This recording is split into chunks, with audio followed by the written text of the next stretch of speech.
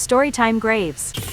When I was in elementary school, I would go to sleepovers all of the time, that is until I went to one girl's house and found something that still gives me nightmares. I was a nosy kid, so I would always wander around my friends' houses and see what I could find. This one friend told me I wasn't allowed in her basement, so of course that was the first place I wanted to check out when I was looking around. As soon as I opened the door to the basement, I felt something telling me to turn around and run. I thought it was just basement jitters, so I ignored it and started down the stairs. I didn't make it to the bottom before I really wished I had listened to that feeling telling me to run. With every stair down, there was a sickeningly sweet smell covering up another smell that was unlike anything I had ever smelled before. I was about to turn around and run back up the stairs when my foot landed in something wet and sticky. While I was trying to figure out what I stepped in, I saw the reason why we weren't allowed in the basement. Even at 6 years old, I knew something was very, very wrong. In the dark, I could see there were holes all over the basement floor. I was terrified, but I had to know what was in these holes. I made my way over to look inside one, and as I got closer and closer, I remember thinking they were big enough for my dad to fit in. I made it over to the hole closest to the basement stairs, and just as I was peeking over the edge, a light was pointing down at me from the top of the stairs. I thought about climbing into the hole I was standing in front to hide, but I was too slow. My friend's dad was already shouting for me to come up the stairs. I remember my friend's dad being really angry and telling me never to go in the basement again. He carried me into the bathroom and put my feet in the bathtub to wash them. The really weird thing that I can't get out of my head no matter how hard I try is what he made me say.